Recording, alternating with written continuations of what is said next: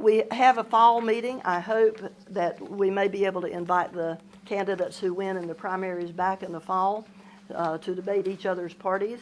We'll see how that goes. But we truly appreciate your being here. If you have to leave after you have done your presentation, we understand. There are several people who could not be here today. Let me see if I can remember who they are now.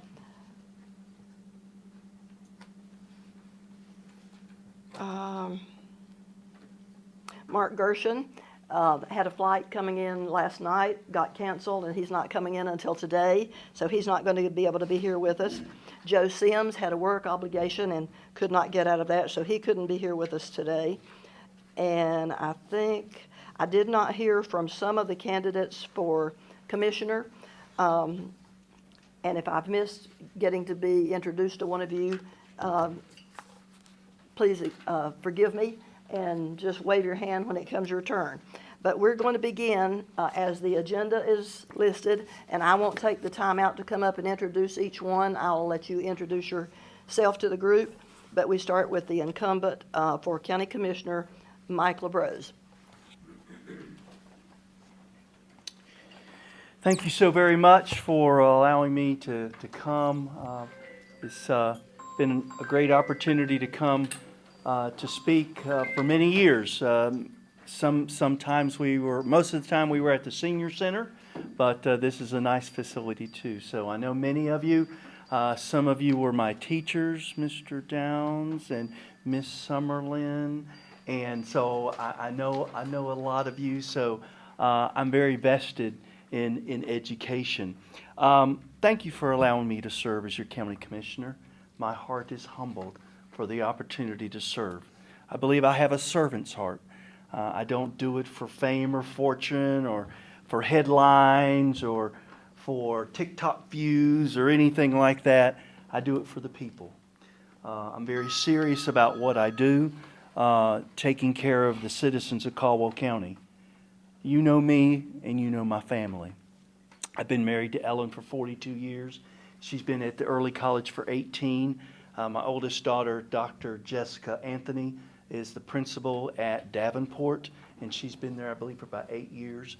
Then she was assistant principal at West Caldwell and South Caldwell, a Spanish teacher, and she has a Spanish major along with her doctorate. And then Jennifer, which I want to say thank you first and foremost, thank you for your prayers. Thousands of people, hundreds of churches have been praying for my daughter, and I'm so thankful to say we have a miracle from God from her, and she is doing well. Long road to recovery from her tongue cancer and her septic shock, but because of the miracle of God and because of the prayers, and I'm not preaching, I am a Baptist preacher also, but I have to acknowledge, we have to acknowledge our Lord and Savior that He is still in the miracle working business. Jennifer teaches at Lake Norman High School and is the varsity swim coach and dive coach at Lake Norman High School. And then Jana, the babe, of course she's not a babe, she's 30 years old. She's a biology instructor at the ASU campus in Hickory. So it's all education. We're vested in education, and I think education is a big deal. It is, Skip. It is a big deal, and that's where our future's at. It's not sitting in this room, it's what's sitting in the classroom. And those men and women that teach are our boys and girls. You know my character. My character goes before me.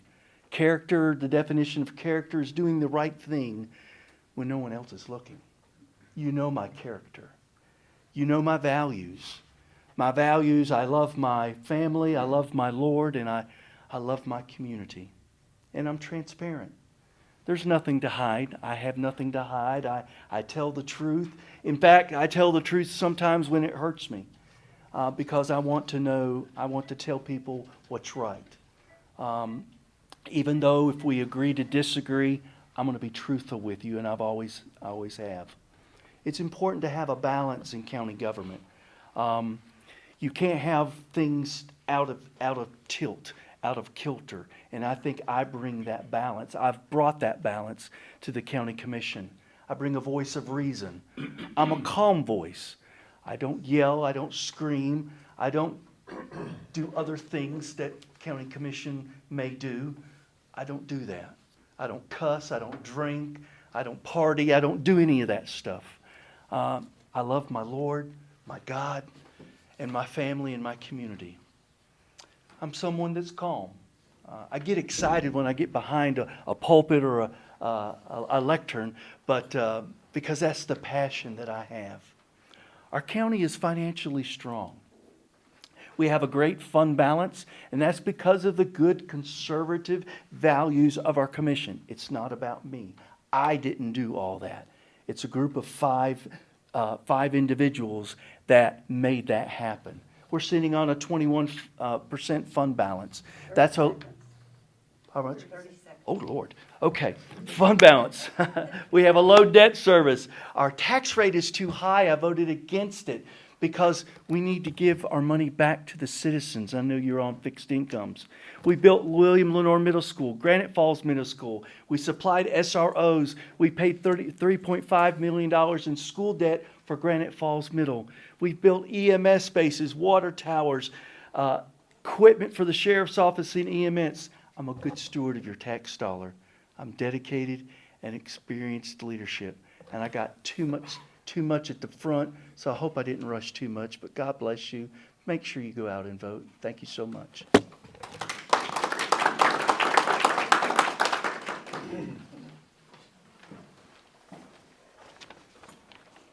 Good morning, everybody. Mike stole a little bit of my thunder, as you can imagine. My name is Donnie Potter. I've lived in Caldwell County almost 26 years. I'm married.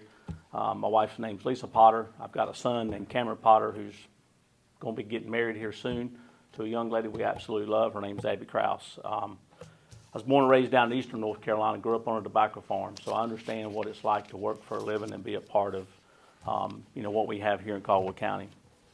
But I want to begin by thanking our retired school teachers in this room and across our county and across our state and our great country. You guys shaped a lot of lives throughout the years. And you created our future. I had a school teacher. Mike talked about school teachers, but you don't realize the impact you have on children in our future, in our community.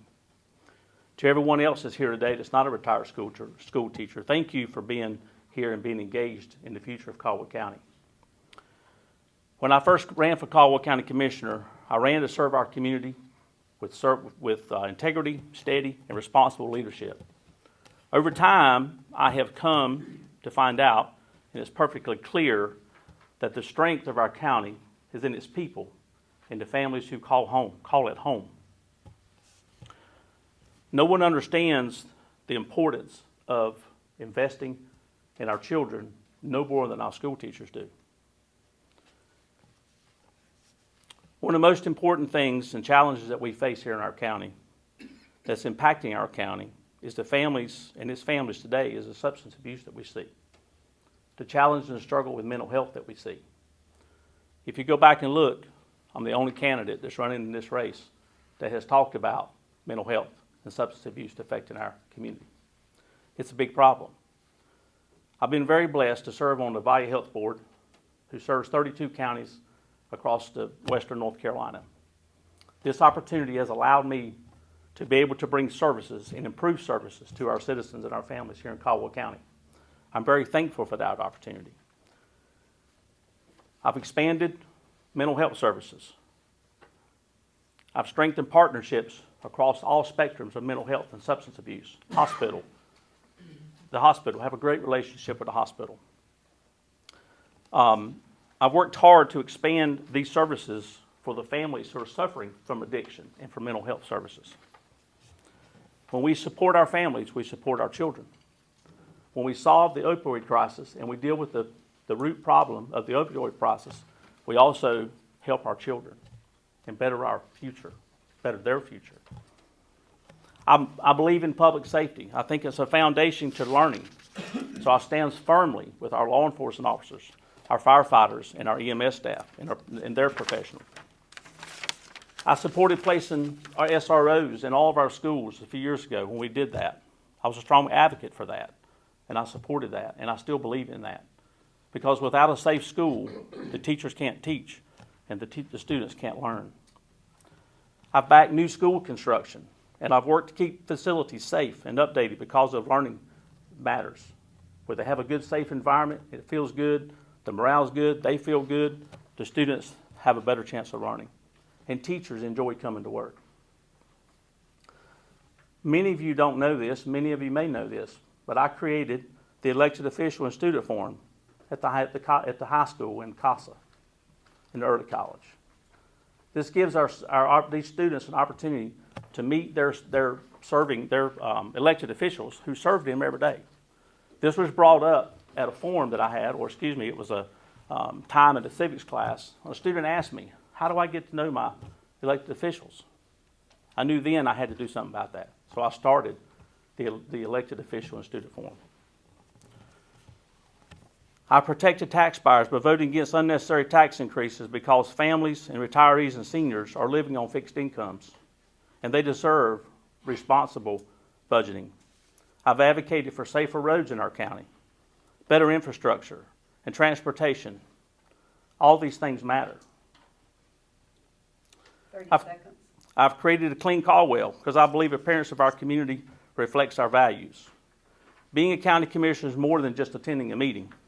It's rolling up your shirt sleeves, it's going to work, and being engaged. To the teachers here today, you spent your lives shaping the next generation. And to everyone else here today who cares about the future of Caldwell County, I believe responsibility is now on us to protect what you've built. Thank you, and I appreciate y'all allowing me to be here.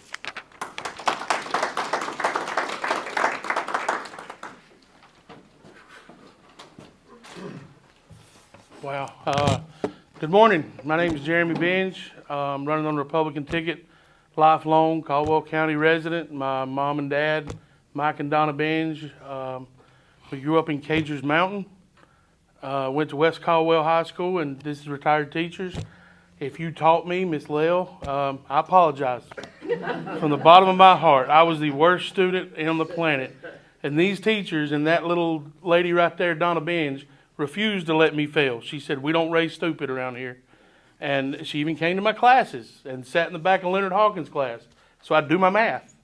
I've got a great support system. It's all about family for me. I married my wife in 98, I think, became a licensed plumber in 99, and started Carolina Elite Plumbing about 15 years ago. And in saying that, I'm in your houses. I'm in your basements. I'm not in your living room you bring the Sunday school class to. I'm in the crawl space and the nastiness, and have the real conversations about, I can't afford that. I'm on a fixed income. I mean, I hear it every day. And Caldwell County, when I was getting into plumbing, I went to West Caldwell and graduated in 1994. Then went to the Caldwell Community College. I got an opportunity to go into the plumbing trade as a plumbing helper, where I was called every name in the world but mine for many years. But once I got licensed and got going good, it was something that's great. The trades are a great thing. I actually got to teach at Caldwell Community College. I taught plumbing for 2 years in the ECT, I think it is. And I loved it. And I got to know a lot of the younger generation. And I got to communicate with them. And they just don't know what to do. They're lost. They don't know what their future holds for them. They're trying to do this plumbing, heating and air, this and that, going to college, whatnot. And the opportunities just aren't there in Caldwell County for them. My daughter is 18. She's at West Caldwell. She's the valedictorian, first in the class right now. Somehow, I have no idea how. I've never told her to go to work. Or to do her homework. I've never told her to go to bed. She's just an amazing child. She's going to NC State in the fall for biomedical engineering. She's a finalist, so say a little prayer. She's a finalist for the Goodnight Scholarship, which will greatly help her mother and I. But I'm a business owner here. I've been here, I've worked, I've met the people, and the people just aren't happy. The taxes are high, their funds are low, and I have a plan for the county to. I've said tourism, and people think, oh God, you want to bring a Great Wolf Lodge to every corner or something? That's not it. I want our town to just clean up and have pride in ourselves like we did when I was a kid.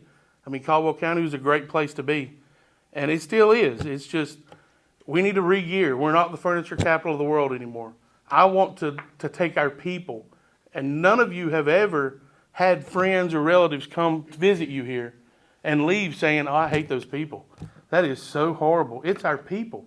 We're amazing. We're an amazing community. We've got great people, and we just need to show the world that. Re-gear our how we label ourselves, you know. In 2023, there was over $500 million spent by outsiders in Watauga County. There was $365 million spent in Catawba County. We got $72 million. They're driving through. They're getting Chick-fil-A. They don't want to stop and eat at a nice restaurant or go to the Arts Council, which we're building a great Arts Council. I can't wait till it's done. But they don't have time. They don't stop. They just want to grab a burger, grab some Chick-fil-A, and get to their bed and breakfast in Boone or at their hotel in Hickory. I want them to stop here and spend money. When you earn money in Caldwell County and you spend it in Caldwell County, everything's flat. Nothing changes. When outside money comes here, then that's how we grow. 30 seconds. That's how we move forward. We can do that with just a few small changes to the taxes. Occupancy taxes at 3%. With Destin Hall and our legislation, we can go up to 6%, which is what every county around us has, and we're at 3%. Just doing that little thing will get us the money to change our labeling and to invite people here to come and visit us, to see the beauty of Wilson's Creek, to see the Arts Council, to see everything we've got and all our people. The racetrack with Crate sitting over there. And that's all the time I got. But I really would appreciate your vote for county commissioner. Let's get some changes.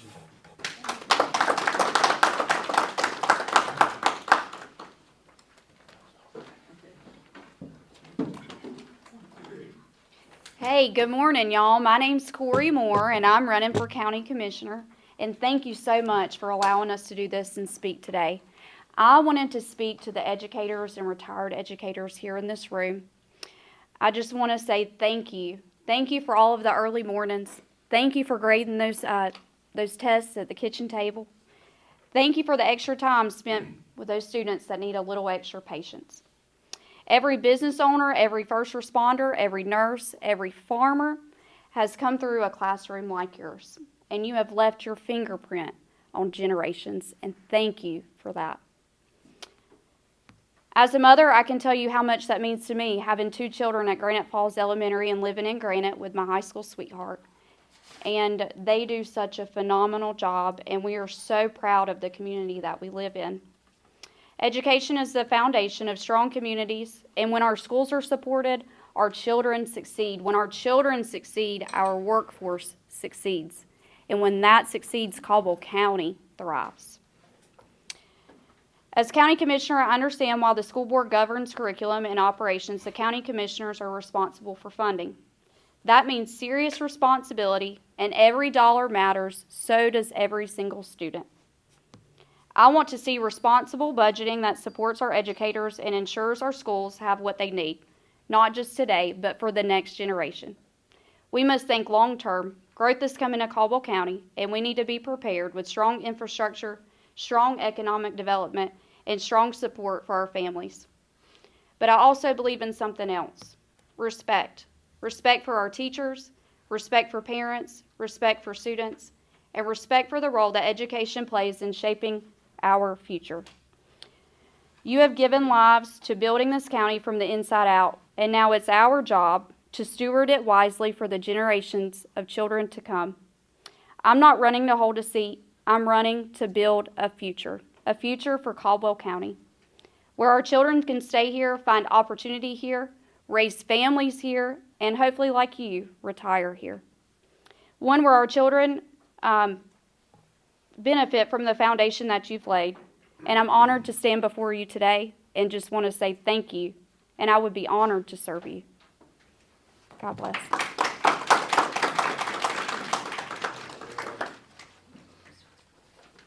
Do we have any other commissioner candidate running on the Republican ticket? All right, then Faith and Roger are our Democratic candidates. We do not vote on them in the primaries, but we offered the invitation for them to come so you can get to know who they are. And so we will start now. Roger, if you want to come on up.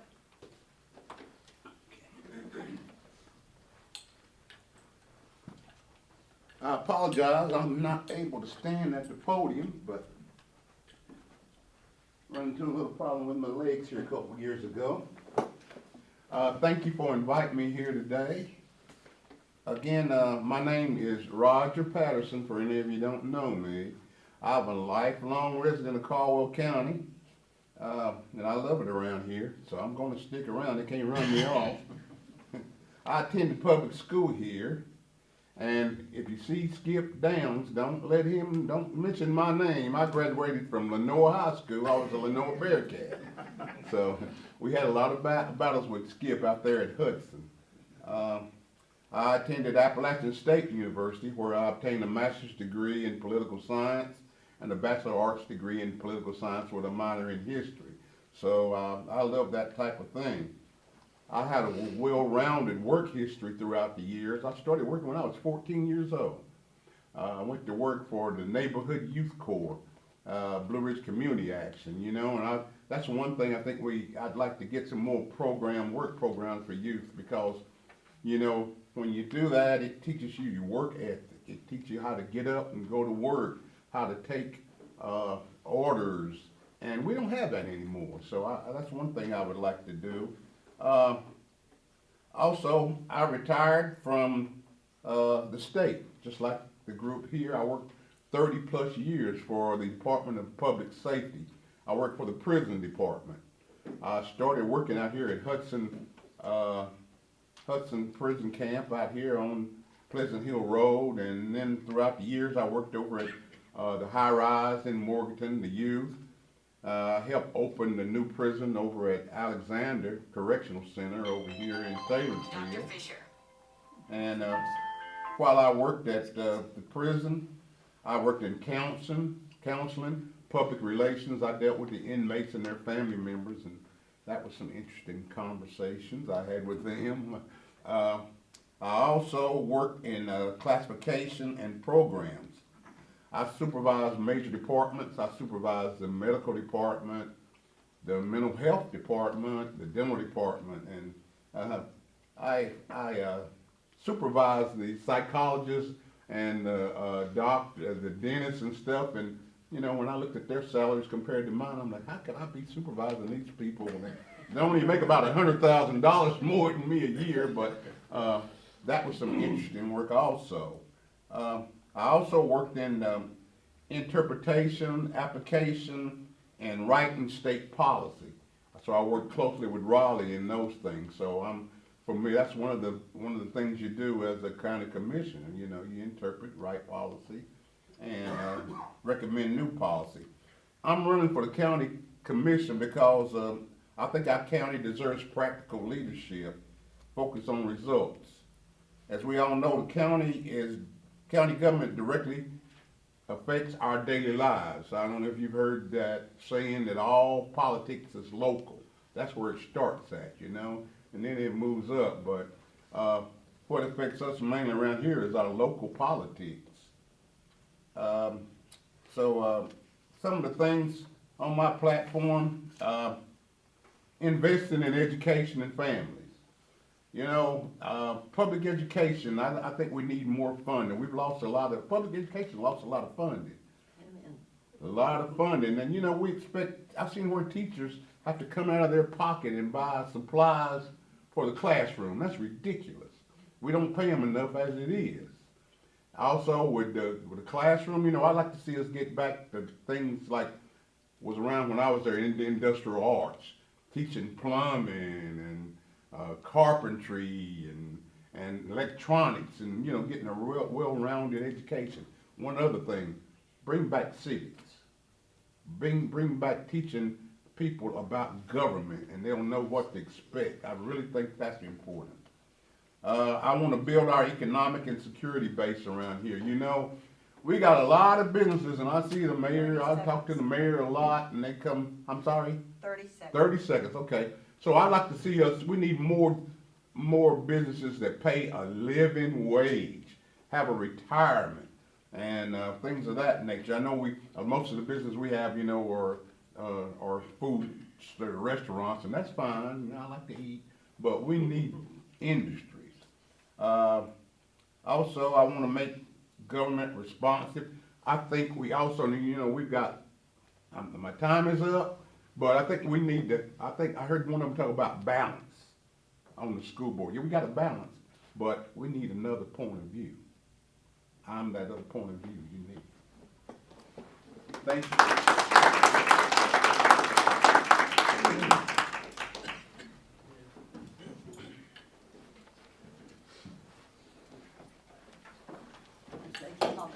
Teresa, we're going to switch gears now, and we're going to the candidates for Board of Education.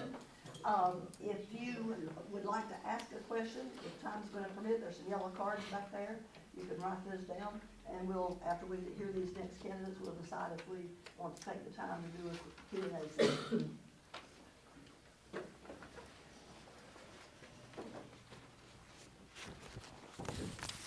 Good morning.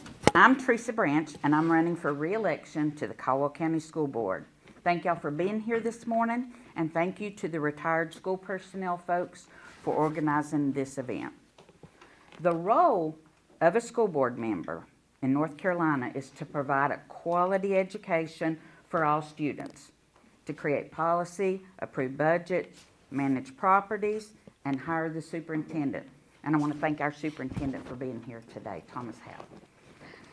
My priorities to be the voice of quality teaching and learning and to provide transparency regarding curriculum, smart spending, and school safety directly align with these state mandates. I'm seeking re-election because I sincerely care about Caldwell County students, educators, families, and citizens. The children in our school system represent Caldwell County's future. And I believe that I bring a common sense, data-driven approach as a school board member. I've spent my career serving Caldwell County schools as a substitute teacher, believe it or not, a bus driver, a teacher, assistant principal, principal, and director. Each step in my journey was a great learning experience, allowing me to understand the inner workings of the school system from the inside out, helping me to know the right questions to ask. I promise that you can count on me to continue asking the tough questions, often lots of questions.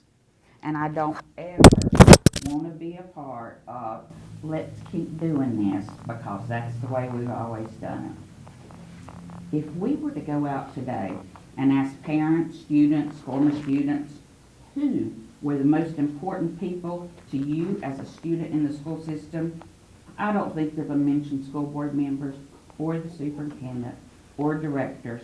They're going to talk about boots on the ground folks, the people having day-to-day contact with students.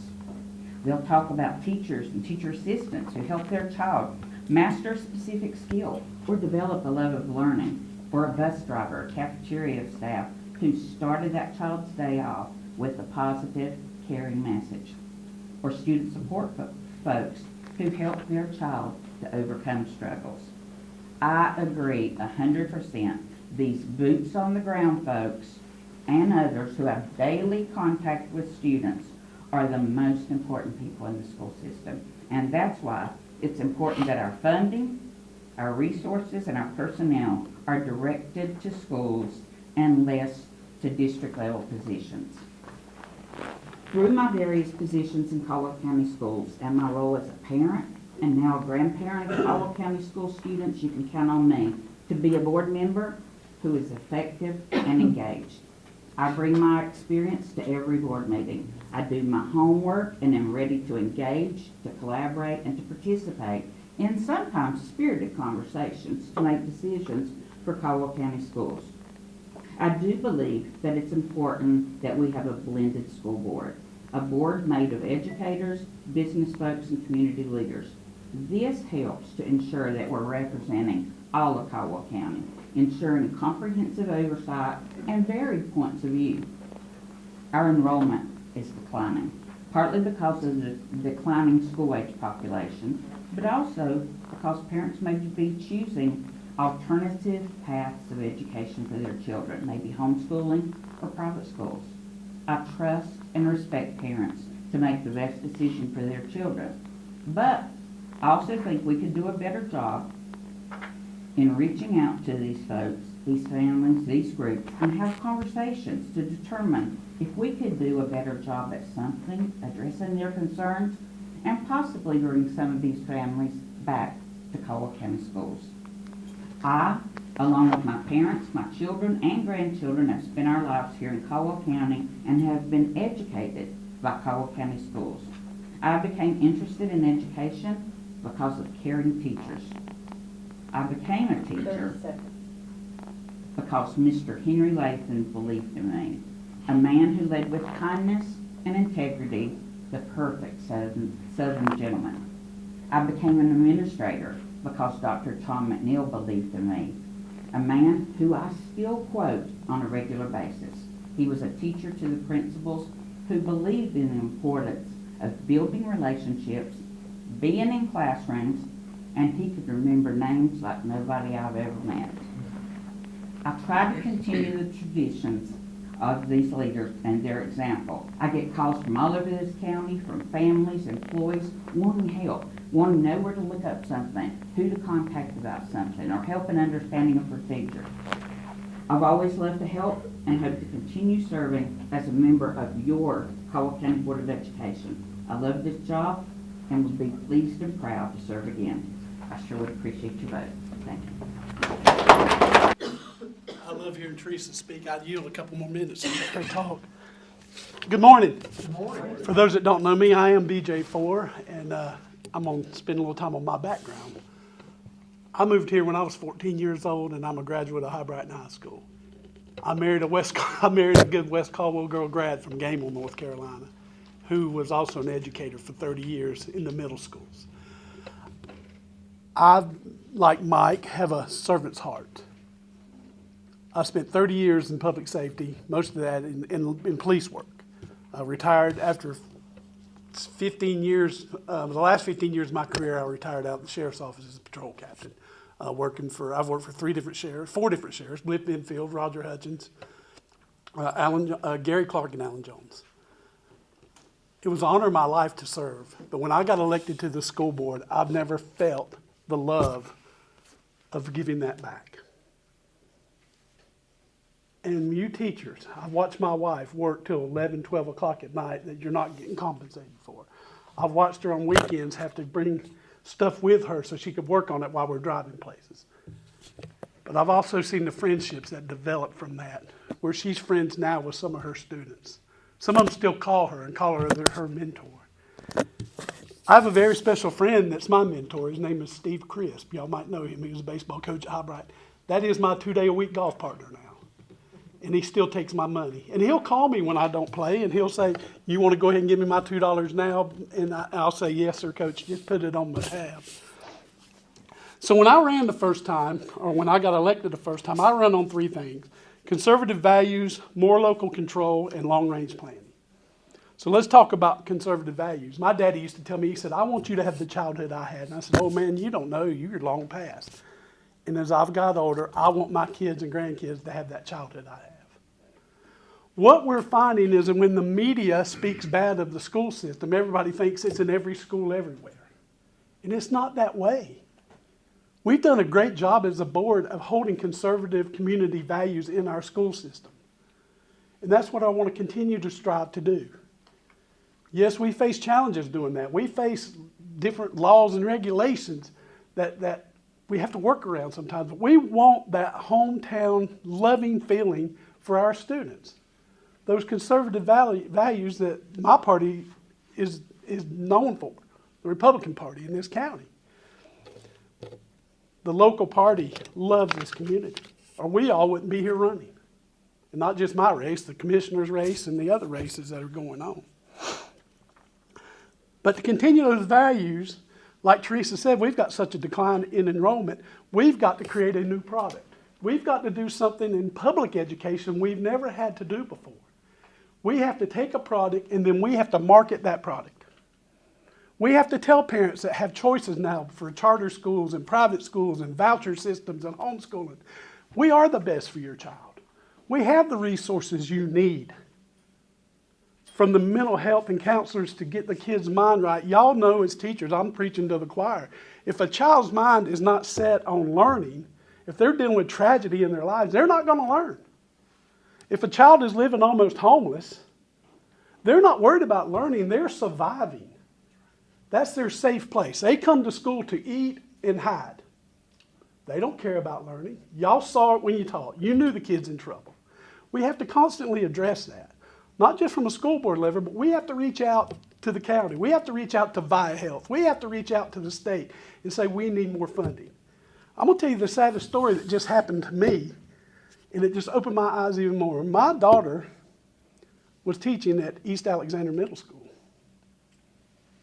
My daughter got a call from her former job as a 911 operator and said, we can pay you this amount of money. She left teaching to go back to be a 911 operator, which I'm very proud of her, and that is her forte, I can tell you. My wife was Teacher of the Year, and I told Bill Griffin when he hired my daughter, I said, you think you're getting a mini Janet, but you're actually getting a mini BJ. But neither here nor there, she left to go be a 911 operator because it would take her 10 years to make up the salary difference on the state pay scale that she walked in doing. So we've got to figure out a way to pay our teachers. Appalachian, I think, graduated the least amount of educating majors this year. 30 seconds. Oh, God, 30 seconds.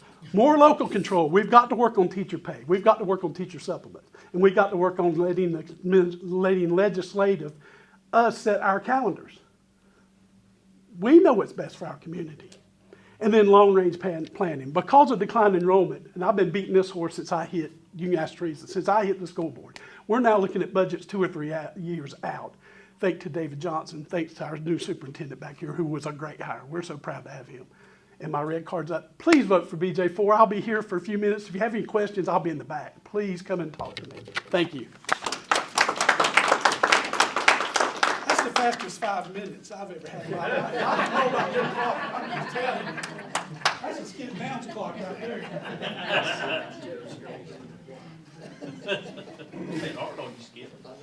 All right. Good morning, everybody. Bear with me. I'm a little nasally. I woke up this morning with this weather going on, the temperature change. But I am Brandon Cornett.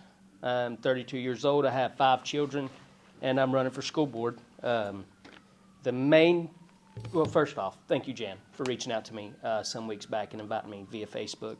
It means the world to me that you would actually converse with the new kid on the block, so to speak. You know, not an incumbent, but I've been to the board meetings for roughly 2.5 to 3 years now, as consecutive as I can go. And so I try to stay involved and up to date on all the budgeting and all the different votes that they move via whatever the subject may be. But I have 5 children. They are 11, 9, 7, 5, and 3. Don't ask me their birthday, though. That's too much for me to keep up with. I can get most of them, but not all of them. I do believe as a parent that it is very, very critical to be involved in your children's education. Just like these other have said, they are the future of the county. And as myself being 32, I feel like I'm the future of the county also to an extent, but only for so long. At some point, the county don't belong to me either. Their education don't belong to me, and it belongs to their children. But I do believe in supporting our teachers. My wife was messaging one of my third grader, his teacher, last night at 8 o'clock at night. And so seeing how much they do respond and work after hours, like BJ was saying, it doesn't end at 3 o'clock or 2:50 when the bell rings. Personally, I mean, we use them till 10 o'clock at night sometimes, you know. And so, but I believe in supporting our teachers, and in turn, they pour into the students. The financial burden that they already carry, because the pay is not where I believe it should be. As an entrepreneur myself and having employees myself, I was appalled, actually, when I learned of how little they do make for how much they do sacrifice as teachers. And most of you obviously know, teaching for some years, you understand the sacrifice that's given. And I feel like this is kind of my part to give back as a parent. Supporting your teachers in turn supports the students, because they will pour into the students the more you support them. I hear it all the time from parents, other parents, that, well, the teacher said this, they did this. And I'm like, man, if you guys would, first of all, they have 18 of your children in one classroom, almost all of them, at a minimum 18, some more. And I know my kids, I have 5 different ages, but they're tough. And so 18 of that same 3rd grade age, to me, it would be brutal. I don't have the heart to be a teacher. I've always said you couldn't pay me enough. There's 2 things, law enforcement and teachers. You could not pay me enough to be one, because I do not have the patience for it, I do not think. And here again, I've got 5 kids. So.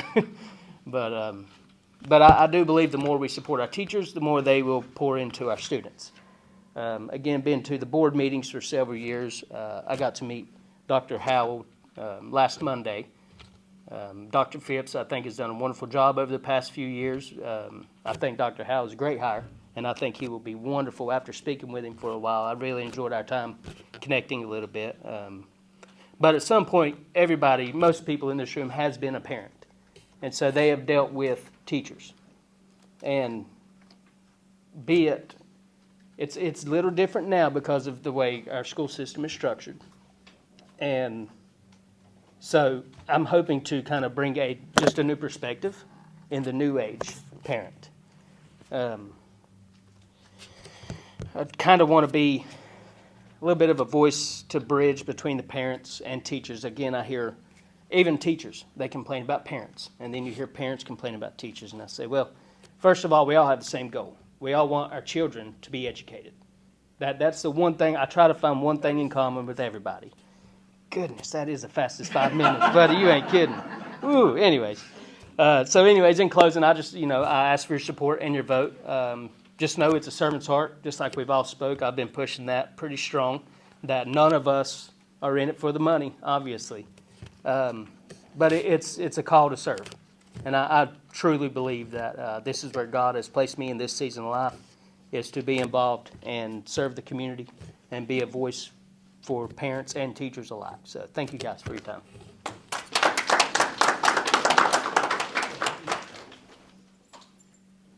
Senora, I've got my timer. My time starts now. So. Don't start it yet. Okay. You haven't started. Oh, okay.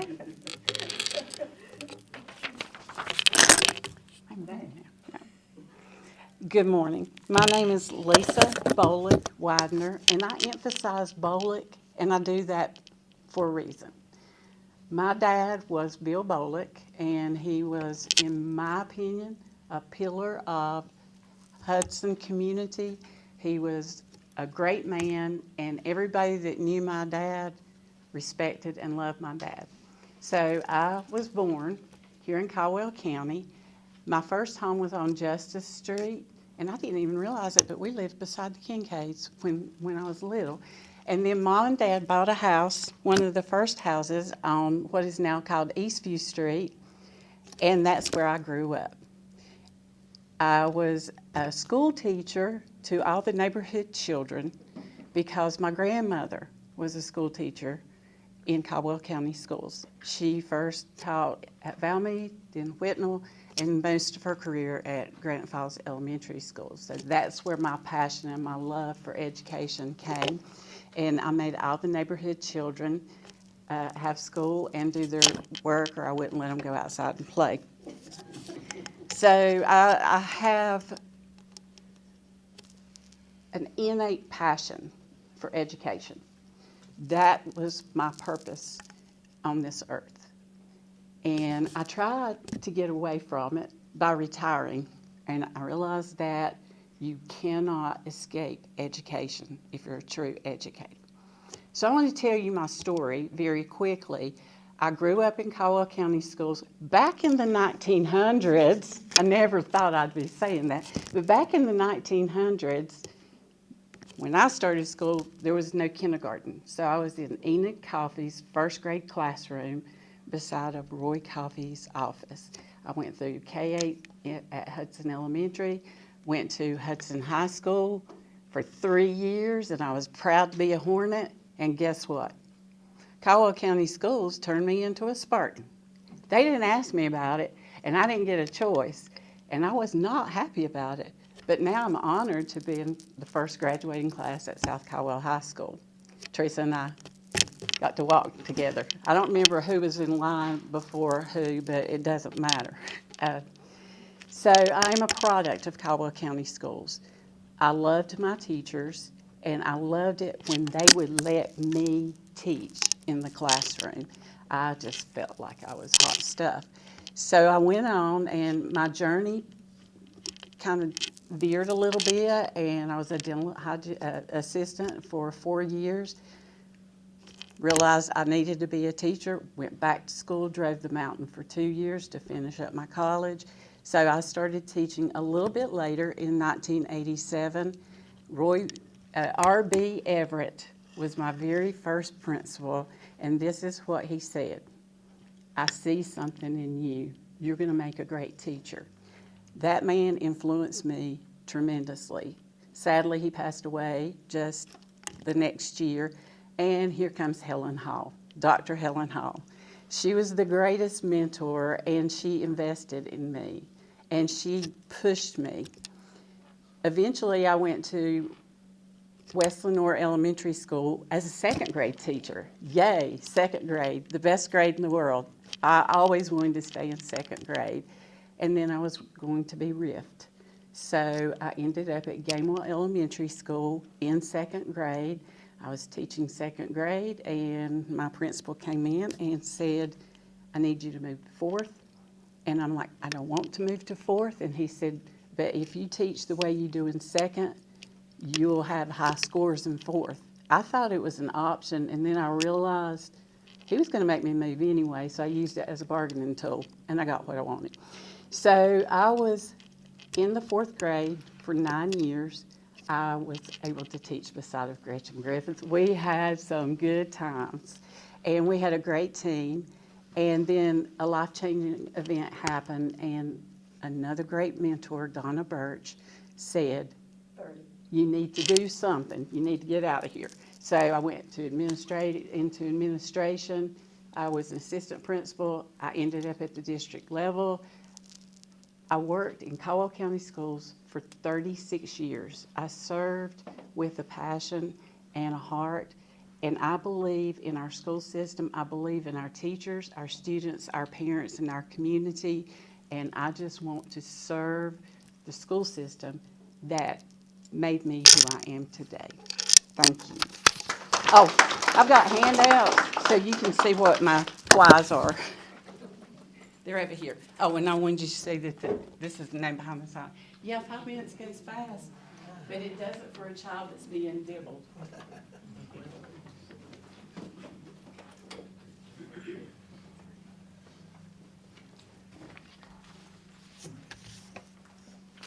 Good morning, everyone.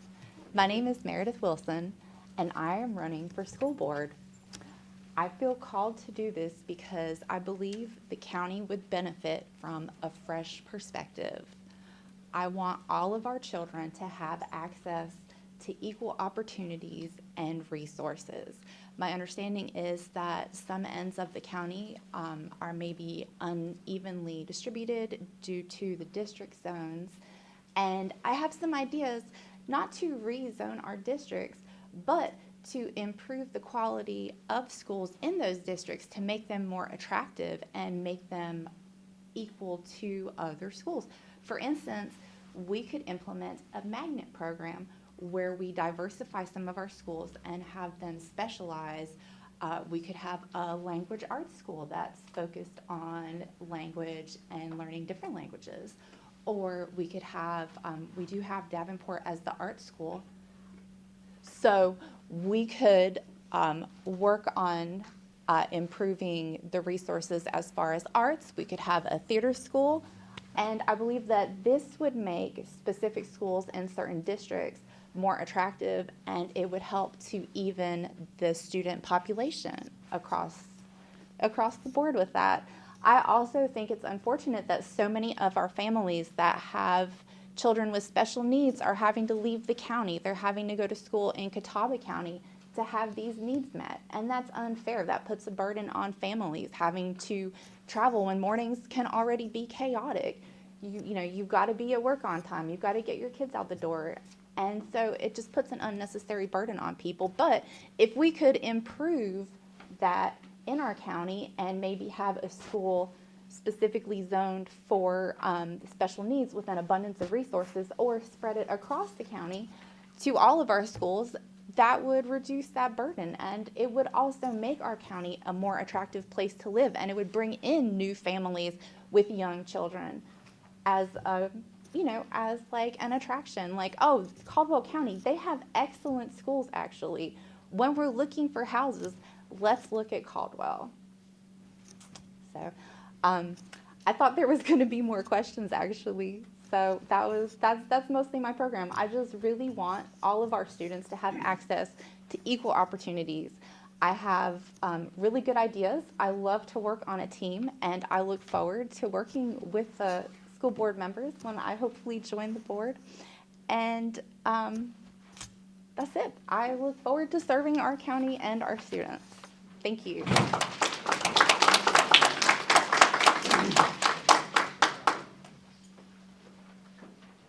Okay, the first thing I'm going to let you do is stand up and stretch. You've been sitting very patiently, and thank you very much for that. If you'll stand up for just a minute, we'll go into a Q&A time if we think we have some time to do that. If you have questions, you'll bring it up to me. We will start asking some of those.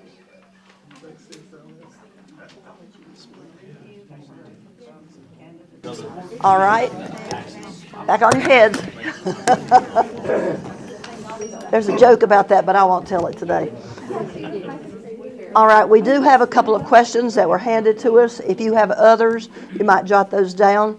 Dale Simmons is our legislative chairperson for the Caldwell County Retired School Personnel, and he's going to come up to ask those questions of the candidates. I also want to issue a welcome to Dr. Thomas Howell, our superintendent. I waited to get the candidates out of the way because you know what? Dr. Howell's going to have to work with all of you, every single one, on the Board of Education and on the county commissioners. And our superintendents here in the county, starting back years and years and years ago, have done a magnificent job of working with the resources that the county commissioners delegated to them or regulated to them, and also to the Board of Education, with being the liaison between the community and the schools. And we are very, very happy that you are going to step into Dr. Phipp's shoes because you worked closely with him, understood his vision for the county, and want to even expand that further. And I commend you for taking on that responsibility. And thank you for taking your time to come to be with us today. I know it's always a time constraint on any educator. There are just not enough hours in the day. But we're going to go into the Q&A part of the program, and we'll allow about 15 minutes. We've got a little bit of business that we've got to take care of as far as the group that typically meets here the third Tuesday of every month. But we will take a few minutes because we think it's that important.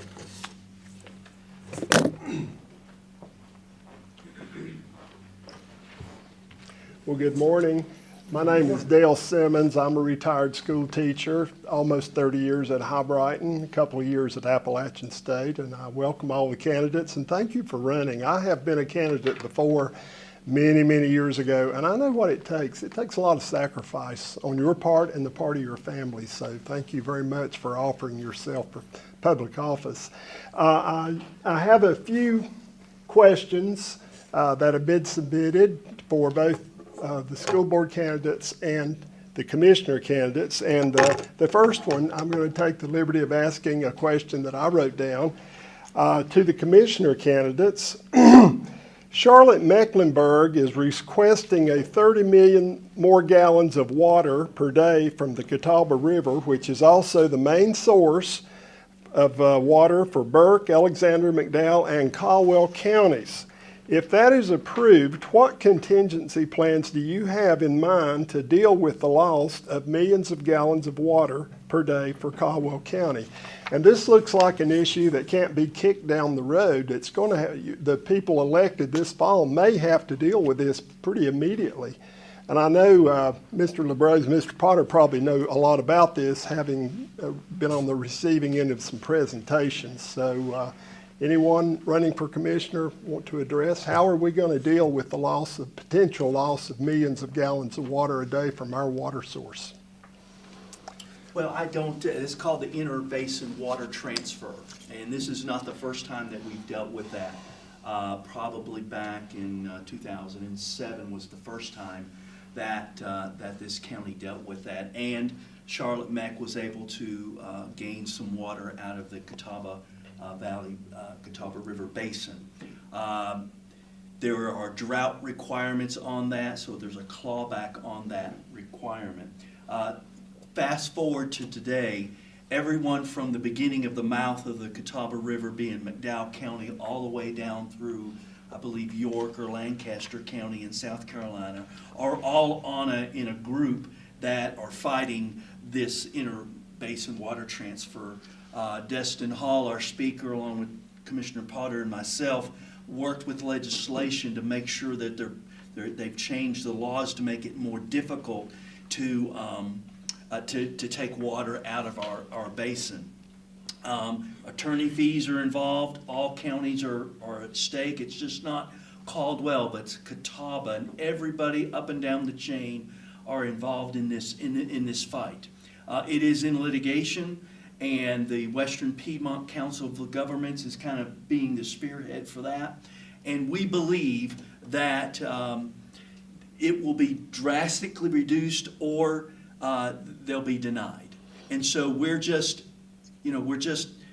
waiting for litigation and the courts to move this process, and then we're ready with our team to go forward to fight the battle. We're going to fight it with everything we've got, because we don't want to get in a situation where the lake levels drop in a drought, like we've got some drought situations now, to where the water falls below the intakes at Road Hiss and Lake Hickory. But basically, East Charlotte wants to build about $300,000 or $400,000 homes, and Charlotte's not being very good with their water use. And if they would just be good with their water use, they wouldn't need any of our water, and that's kind of where we're at. I don't know if Mr. Potter would want to chime in. Yeah, he pretty much hit the nail on the head. So, but to answer your question is, the goal and the hope is that, and Mike mentioned it, that it will be reduced greatly or denied, period. I've been to 3 public meetings across the region and heard about it, and I'm very up to speed on what's going on. But I will tell you the important part is, in 2014, when I ran for county commissioner the first time, we had water aquifers out in Happy Valley. We owned them. They were ours. We had them right here in our hands that we could tap into if we ever needed. Those commissioners back then, they sold that property because they didn't think we needed it. So I tell you that to tell you that water is critical in our future. It's critical in how we grow and how we prosper, and we look at our growth. To Mike's point, Charlotte has done a very, very poor job of managing their growth. They've overgrown. So they're attempting to take the water. And our goal, and I'm pretty hopeful that because of some of the legislation that's been changed, and because of our Speaker Hall, that will not happen. So I can rest assured that we are on top of it. We understand what's going on. But going back to your question, there is no true plan of what we're going to do. But that is now being talked about is, what if it passes, right? We're focused a lot on not happening, but the question is, what if it does happen? And those conversations are taking place now. And to Mike's point, the Western Piedmont Council of Governments kind of leading that charge. And they give us updates on a regular basis. Well, who makes the final decision? Who says, yes, you can have it, no, you can't? So you're the commission that oversees Okay, the there's a water. commission. The commission, there's a Okay. commission. But that commission is also led by the General Assembly. Okay, So it's managed and it's you have a, I can't remember the name of the commission. We've actually got some, recently, we put some local residents, Caldwell County people, on that commission. okay, very good. So our goal is to try to keep it from happening. Other commission candidates, you have a, I'd love to. yes, I'm fortunate enough to live on Johns River. My wife's family has that property, before this was America. They've got the grant from the Lords of the Carolinas. And I live in a house built in 1780 looking at that river. I've been there 20 years and the levels of that river, it's nothing like it was. It's more of a branch now. And I went to the meetings, where the guys talked about the government people looking to all come together and stop it. That's something, if you guys see that on, whether I win or not, if you see that come across as anything, a vote, anything, you can speak your mind, you need to. We need that water. Charlotte worked there for 12 years with my company going down with Blue Ridge Community Action. Every house is just pouring water. It's leaking. It's a gold mine for plumbers down there. And they don't care because like y'all said in the meeting, their water prices is dirt cheap. It doesn't bother them to lose $14 worth of water. Us, it would be $150, $200 and they'd be calling me going crazy. But I'm agreeing with them. That needs to not happen at all. Just from a personal standpoint, our rivers is our life. That's everything. God gave it to us, and it's in Caldwell County. We need to keep it. One thing on his point, Charlotte is losing. They're losing, Yeah. meaning when I say losing, 20 million gallons. they're losing enough to make to up. take fix their problem. To make up But for they it. won't go kept fix what it. they had, Yeah. it would have the water. That's right. That's it. Okay, And I hope you guys succeed. yeah. Ms. Moore. Charlotte is being very irresponsible with their growth and with their infrastructure. But the problem is it's going to affect our children and their children if we don't fight it with the Western Piedmont government and with our representatives like we're doing right now. And so I'm very thankful that our county are having those conversations and having those updates. I've been attending those meetings since they have asked for the increase, and it is something I hope it gets voted down. So, and I'll continue the fight for that as well. Okay, Yeah, I wasn't familiar with that procedure going on, but, you know, we, in the state, we used to call Charlotte the great state of Mecklenburg, you know, so, you know, everything's important to them. But I would agree with what the commissioners say, let's fight it, fight. And, you know, we also got to look at some of these industries around here. I understand we've got a major complex around here that's sucking up a bunch of the water and the electricity and transferring some of the payments to our water and electricity bills. So that's another thing I think we need to look at. And I'm not going to call any names, but Okay. I think everybody knows who I'm talking yeah. about. Okay, thank you, thank you. Yeah. Google it. You Yeah, can Google Google it, okay. School board question, actually, two questions directed to two candidates, very brief questions. Mr. Cornett, where do your kids go to school? So my children currently attend Dudley Shoals Elementary School. My daughter's in 5th grade, so she's going to be rising up to Granite Falls Middle School next year, which is where I went to Dudley Elementary in Granite and graduated South Caldwell. Okay, And they'll all continue up that same chain. okay, thank you. Ms. Wilson, you gave your platform. Could you tell us a little bit about your background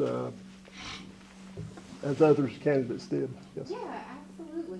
So I actually understand firsthand how important education is because I wasted so many opportunities for so many years of my life until I went back to school and graduated from Caldwell Community College, first time in 2010 with a degree in massage therapy or certification in massage therapy. But 10 years later, I graduated with my associate's degree in welding technology. So in that capacity, I have done a lot of work through my employer, reaching out to high school students to really help them to understand the opportunities available to them in the trades as welders, as plumbers, as HVAC technicians. We are so blessed with Caldwell Community College and the opportunities that it presents for our students. So that's a little bit about me. I work in manufacturing currently. I'm no longer a welder.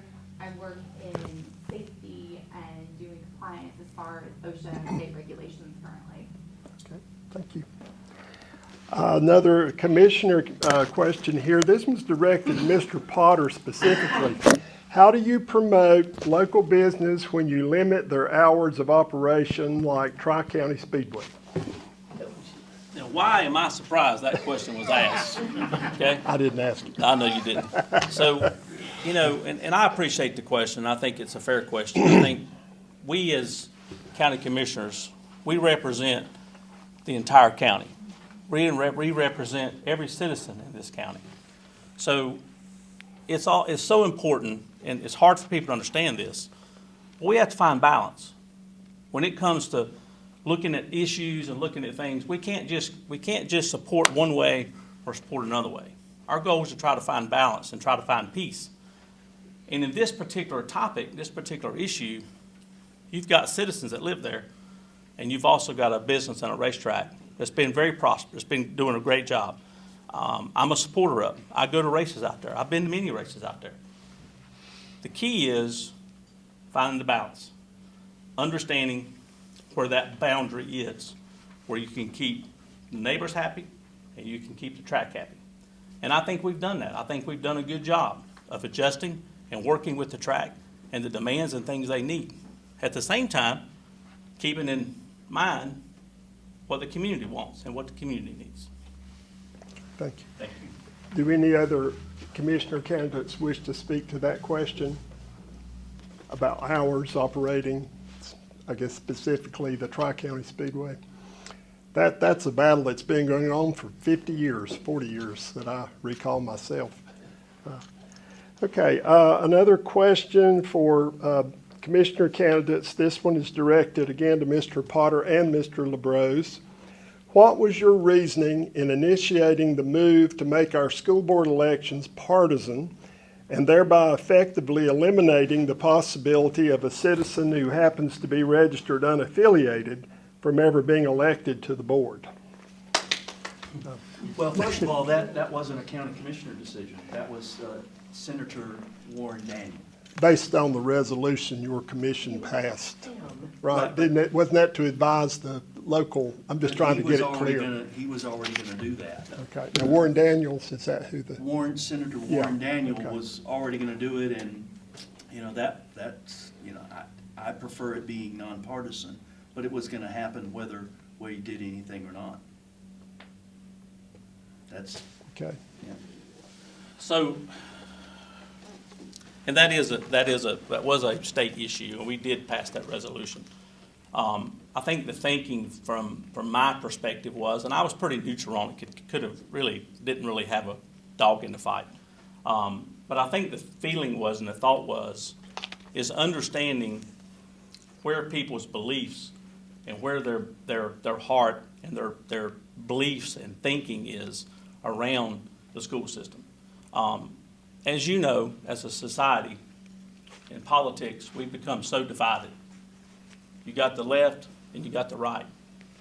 And we've all kind of forgot about the middle, which is what I think you're all trying to accomplish, where you're thinking, right? But it's also important to know where somebody stands in their beliefs and how they feel about what's happening in our school system. We've all seen things across the country. We've all heard the stories. And our goal, again, is to try to make sure that we're protecting the population and the majority of the people in this county. So I do understand the question, and I do appreciate the question, whoever asked it, because I think it's a fair question. But again, that was more of a state deal. We were asked to write that resolution, and we did, and we passed it. Okay. I was completely opposed to that. And you know, just because I'm a Democrat, I'm not your enemy, okay? I've got a lot of same, there's things I like about the Republican platform, and the things I don't like, just like the Democratic platform. So, you know, I always thought that should have been a nonpartisan The Board of Education should have been nonpartisan. I thought it worked well like that. Now it's shutting out a lot of people, so I think we need to take another look at that if possible at some point. Other commissioner candidates want to speak to this, or school board candidates, I would think. Any opinions about partisan elections on that? So I actually tried to file 2 years ago, whenever I first started getting involved with the board meetings, and I was unaffiliated at the time, which Chad up at the Board of Elections, super guy, and he informed me then that you had to be registered or affiliated with the party, which I think 21, is that whenever that got passed? 22, Yeah, so- 24 was first election, Yeah, partisan first election. cycle. And so, as just a resident though, I wasn't aware. And because there's not many people that are as involved as we are sitting in this room, obviously. That's why there's only a handful of us with 80,000 residents in the county, so. But I just wasn't aware of that, but I had a little bit of struggle at first, before I really dove into it and had a better understanding. Like you said, it's important to know where we align as citizens. But I'm not opposed, even in the slightest, to going back, because as a board member for education, it's the children they don't have a party. They're not affiliated. And so the focus should really be on the education and making sure that they grow up to be smarter than any of we can be. You know, I mean, that's my goal anyways, is for my children to be way smarter than me, which they are already. But yeah, I struggled for a minute with it, going back to the question, but I'm not opposed to revisiting it in the future, by no means. So. And I guess to change it, require another local bill past the legislature, wouldn't it? Okay. Have to go back to the state. Right. You know, I really wanted to run as an independent, Yeah. but the two parties have made it so difficult to do that. You got to get so many regulations and signatures, you can't do that. And now, unaffiliated is our biggest party now. It is. Oh, registrations anyway. Registration. Sure. As a mother with 2 young children, it matters to me because I want to see leaders that represent the same traditions and values that I have. And so I'm very careful about where I send my children and how much time they spend at places. And it just matters to me to know that those in charge of our teachers and our curriculum and their education reflect the values that I have. We have one more question you want? One more. This is to the school board candidates. See if I found it here. Our schools recently missed 10 straight instructional days due to inclement weather. Some of the missed days were designated remote learning days. What is your position on the use of remote learning days versus actual in-person makeup days with face-to-face instructions from the teacher? All right, so as a non-educator going into the school board, I have learned a ton. I've learned a ton from our educators that are on the board, understanding curriculum and things. One of the things I've understood is there's no substitute for being in that classroom in front of a teacher. I think COVID has taught us that. I don't like to talk about COVID because now we tend to crutch on that sometimes, saying, oh, well, you know, we've not grown from COVID. Well, that's gone. We need to be done with that. That's not an excuse anymore. I'm a proponent of getting us back to 180 days in the classroom. We're at 185 or 175 or 177. We need those days in the classroom. Remote days for me, I think it allows the teachers to check on the kids, give them a little activity to do, but they're not learning. They're not learning. I'd soon make up the days. I know that's not going to be popular with a lot of parents, but I'd like to make up some of those days. Now, we build some days into the calendar because we know we can have inclement weather, but there's no substitute for that being in front of those educators in that classroom tomorrow. And so I'm not a big proponent of remote days. I understand why we have them when we developed them during COVID, but I'm not a big fan of that, that make up the days and have them in front of that classroom. The calendar's so bad now that when you think about it, we need to be in there because we have a 20-day disparity between our fall and our spring. But that's something we can't control because Phil Berger won't bring it to the floor to even get a vote on it in the Senate. The House of Representatives, Destin has told us he has the votes to give us flexibility over the calendar. If Phil Berger will not bring it to the floor in the Senate to even get a discussion going in the Senate, and then we're threatened if we go rogue, that they're gonna withhold our funding and not pay our superintendent. They'll withhold his salary if we go rogue. He's got to eat. But that's my position on that. I'll let Teresa speak. Okay. I'm not a fan of remote learning days, and COVID gives us the data of why remote learning days are not effective. There's no match for being in that classroom and engaged with that teacher and teaching and learning. The amount of time students spend on screens during that time is not what I believe in, you know. Our students are on screens too much, and I think we need to get away from that and step away from remote learning days. You know, I hear from parents and teachers, you know, that it's a joke, that real teaching and learning, it's a waste of an instructional thing, that real teaching and learning's not happen. So that's where that's where my heart is.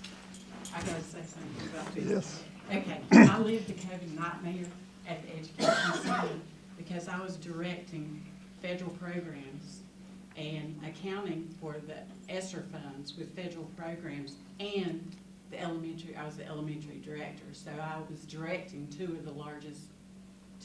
largest programs in the district, and COVID was a nightmare. We were building the plane as we were flying. We had no choice. It was the most horrific time of my life. And getting people to understand what remote learning looked like, we had no idea. So our children suffered from that time, and it shows. It's gonna follow them through their career. We are now getting a group of children in that were not impacted by COVID, but they are being impacted by the screens. And I'm sorry, I'm back to basics. I think nothing replaces a good teacher and instruction. Whether I'm elected or not, I still walk the schools where they'll let me, and so far it's everywhere. But I do rounds, and I go in and I talk to the teachers, and I'm like, what do you need? And they're all frustrated. They've had all these days where they've not been able to engage with their students, and they have a finite amount of time to actually teach the curriculum that couldn't be taught because remote days are reviewed. And when you have asynchronous learning, you don't have that teacher-student engagement. All students need to be engaged in education. It pains my heart to walk down a hall and see children with headphones on screen time, and I do not see teacher instruction with small groups meeting their needs. So I'm like, I want to support the teachers and give them the resources they need and the time to do the instruction that they know how to do. And so I'm totally against screen time. I feel like there's another issue that we need to address, and that's AI, because with remote learning, we're learning to use and depend on AI, and we are not being critical thinkers. We need to teach our children at a young age how to be critical thinkers, problem solving, knowledge about the world, and they have to know how to read to be successful. So, yeah, I'm not. I wonder if we could give the other two candidates just a second to answer to this question. I just wanted to jump in here because I feel like I have an opposing opinion and a different perspective to share with everyone. My daughter graduated from the Caldwell Online Academy, so she did do remote learning for the last 2 years of her high school career. It was a big deal for her because she's neurodivergent and she has a lot of anxiety being in a classroom. So this experience was very positive for her. Also, for myself, because I am taking college classes through ASU, all of my learning is online as well, and I was in school during COVID as a student, so my learning was impacted, and I feel like we're living in a different time now. We have a lot more tools to work with, and we need our students to understand how to use these tools responsibly. Remote learning doesn't have to be disastrous. It's a great opportunity. Like it was just pointed out, we missed 10 in-person instruction days. Those days don't have to go to waste though. These students can use that time if they have the ability to use the internet at their house because their power is still going. Why not utilize that time for education and use the screens? And I'm not disagreeing that kids are on smartphones way too much. I'm guilty of that myself. But I do feel like we do have opportunities with technology now. And AI doesn't have to be a scary thing. Like, it's a resource. And we have to learn how to use it respectfully and responsibly. Because this is the future that our kids are graduating into. They're not graduating into the old, like, job descriptions now, they screen with AI programs. You have to know how to write your resume so AI will pick it up.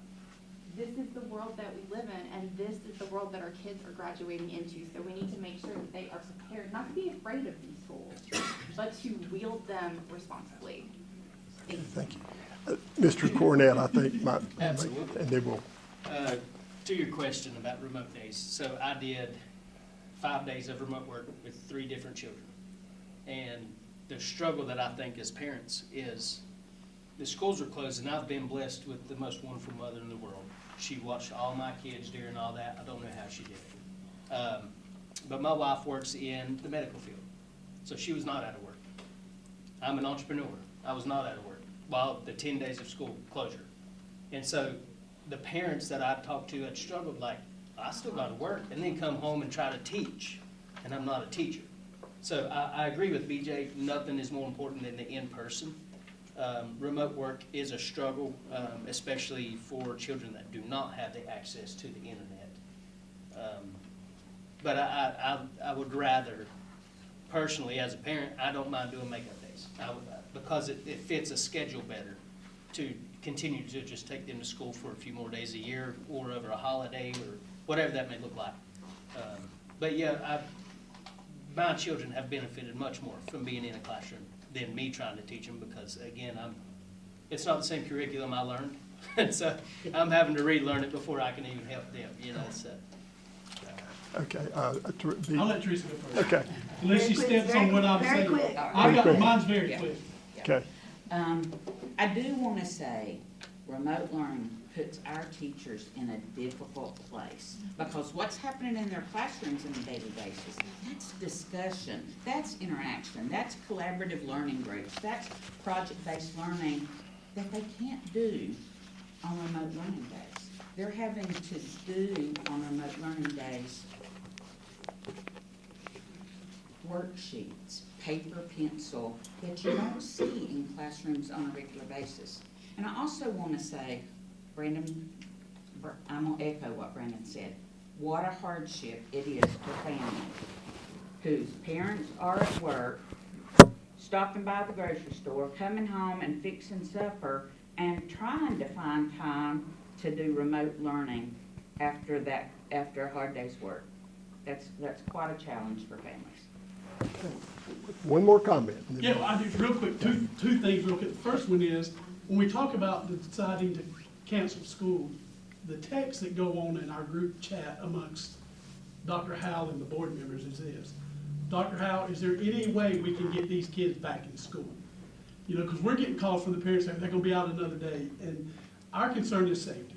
So I have to commend him and what they do, getting out at 3 o'clock in the morning, checking those roads. But it's not lost on the board members that we were pushing to get those back in school because we know what the parents are going through. Second thing on AI, we've been doing some training on AI that we get when we go to a conference and stuff, and we hear AI. I use AI. I'm a real estate agent. When I write a description of a property, I'll let it clean me up a little bit. Sometimes it's so over the top, I just have to do away with it. It's crazy. But for me, these kids got to learn how to read and write and then use AI as a tool, not to become dependent on AI to do their work. Because if we become as a society dependent on AI, we're going to be dumber. we're gonna dumb down society. It is a tool. It is not, you just can't depend on it. And I'm afraid that's where we're going with it. So that's just my 2 cents. Thank you, candidates, for your thoughtful answers to the questions, and thank you for those who submitted the questions. Let's get that.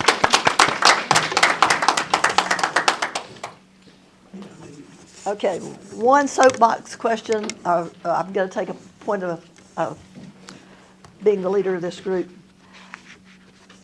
I have been registered as an independent most of my life, and I will continue to be registered as an independent because as a citizen here in Caldwell County and of the United States, I've seen what has happened ripping people apart that should be coming together. So whether you're a Democrat or whether you're a Republican or whether you're an independent like I am, when you're elected, you represent every person in this county. You represent every student in the school system. And political party then has to be pushed to the back. And I'm being a school teacher here now and a Baptist preacher. Folks, we've got to get together. And people like Phil Berger, and I will use his name because I've taken it in vain many times. He is abusing the power that the people of North Carolina gave him. When everybody else in the whole state wants to at least talk about it, he should not have enough power to say, nope, not doing it. It's not coming to the floor until I know I can control the vote. And that can be printed in a news topic and publicized on the film because I'm retired. And he's hurt me many, many times already in my retirement by not helping retirees, not helping the budget support public education, taking more and more money away and substituting lottery funds that were supposed to be the cream of the crop and not supplementing the budget. However, we're the people, and we can't sit back and let our elected officials, whether it's here in Caldwell County or the state of North Carolina or Washington, D.C., tell us what we're going to do and what they're going to tell us to do, and then we're going to just sit back and do it. It's time we all got up off our duffs and said, no, we're taking our country back. We know what we love, and people who are Democrats and people who are Republicans and people who are independents are a heck of a lot more alike than we're different. And folks, don't listen to too much of that stuff about what's happening in big cities and weird parts of our country. Bless their hearts, they're still part of us, and I claim them all. But Caldwell County has stayed true to our mission to educate children and to benefit families for as long as I've been living here, and that's going on 80 years. And we have got to get back to that and get away from partisan politics that's ripping our people in this county and this country apart. I can't run for public office because I'd kill people. I'm sorry. But I support people who will. I was a good school teacher. I wouldn't be a good politician. But I want us all, for God's sakes, to come together and get back to what we all believe instead of what some far left or some far right believe. We've got more in common, and it's time for us to find that common ground. Sit down together and talk. Quit finger pointing and screaming and criticizing. We've got enough problems in this world without politics being one of them. And it's time we calm down, talk to each other, and made our elected officials accountable to us, the people. Thank you, people, for coming today. Thank you for staying long. But I tell you, I think this is time well spent. More people in our county need to get to know you as candidates, to know what you stand for, to know what you hope for and dream for our county and our schools. And we can do that together. We can make Caldwell County a wonderful community for everybody to look at and say, that's what it's all about. That's what we want in America. That's what has been our strong suit for all the years of these 250 that we're getting ready to celebrate. I want us to be together, not apart. And if the that R beside your name, or that D beside your name, or that I beside your name separates you from your fellow citizens, it's doing more damage than it's doing good. So it's time for us to come together, guys. And I hope when you get elected, whoever you are, wherever you are, you will remember you represent everybody. Whether you like them or not, whether you agree with them or not, you still represent them. Because they don't have a chance to come over and just push you out of the way and say, no, you're not representing me, so I'm going to let you sit down and somebody. It doesn't work that way, and it shouldn't work that way. But you do, please remember that you represent everybody. Thank you for coming. You people can be dismissed if you want to. My group members, please stay for a few minutes. We've got a couple of business items that we need to vote on before we go. Come back and visit us at any meeting. We're glad to have you. If you have a question about our retired teacher school personnel, not just teachers, because it takes a whole village, give me a call and we'll do what we can to help. Thank you guys for supporting the school system.